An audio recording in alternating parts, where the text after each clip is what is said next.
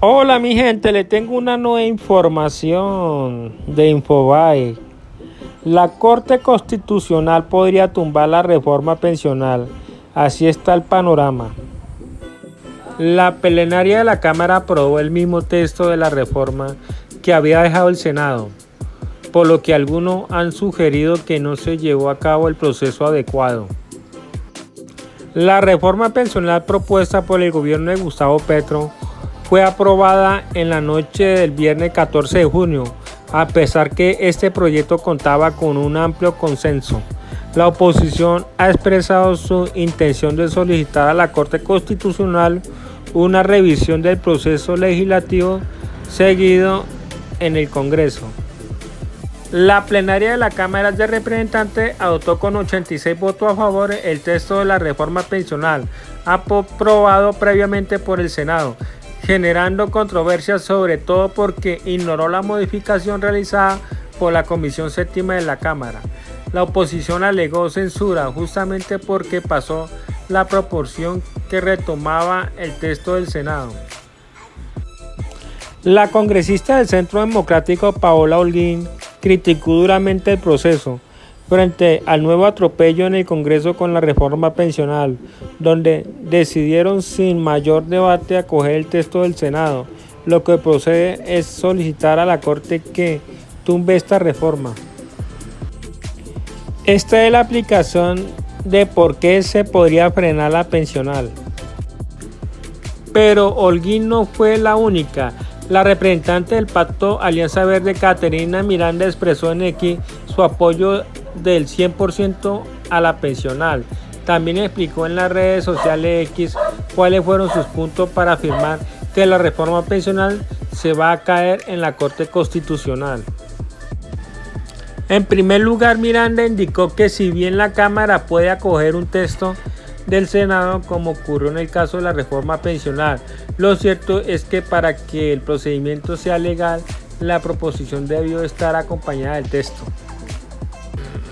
Característica que no se cumplió: no hubo el conocimiento completo, suficiente y veraz y preciso de los representantes al momento de votar, completó.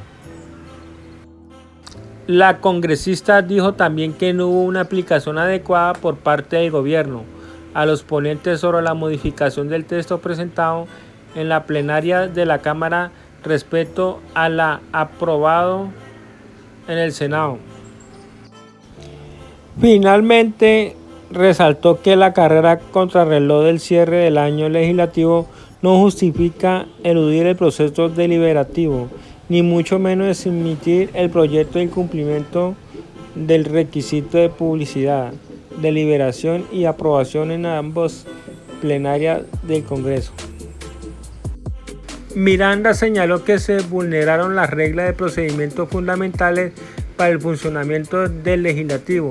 Según ella, también se restringió y limitó el poder de la modificación de las plenarias, así como el rol de la Comisión de Conciliación.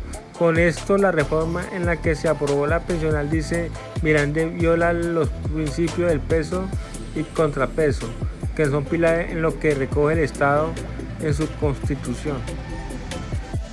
Por su parte, el magistrado del Consejo Nacional Electoral CNE, César Lorduy, citó el fallo de la sentencia C074 de 2021 de la Corte Constitucional, en la que se declara inexequible un proyecto de la ley aprobado bajo condiciones similares. Textualmente, lo que podría aplicarse para el caso de la aprobación de la pensional, dice: no conocer de manera suficiente lo que se aprueba o negar las posibilidades de proponer, debatir o ajustar, constituye una adición de la responsabilidad que a ese órgano le confió la Constitución. Pero el trámite en el Congreso no es lo único que pone en duda la aprobación de la reforma por parte de la Corte. Según indicó la senadora Lorena Ríos del Partido Colombiano Justa Libre al diario El Tiempo, el pilar solidario de la reforma también es algo que estaría sujeto a revisión exhaustiva.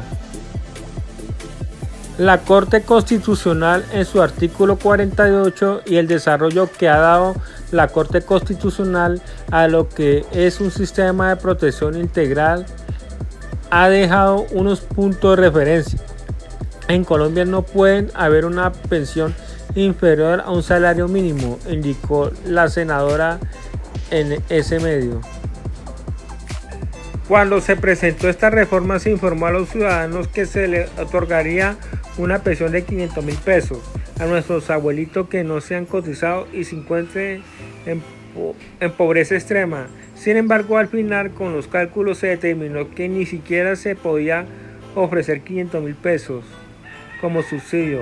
El pilar solidario se fijó finalmente en 223 pesos, lo mínimo para no estar en pobreza extrema, para 2,5 millones de adultos mayores vulnerables.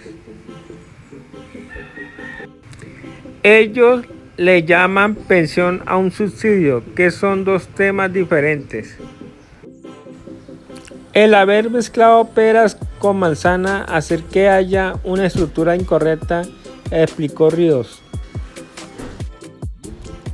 Con esta crítica, la aprobación de la reforma pensional enfrenta un panorama incierto, a la espera de la revisión de la Corte Constitucional que podría determinar su futuro. Gracias mi gente por escuchar esta información. Nos vemos en el próximo video. No se lo olvide suscribirse y darle un like.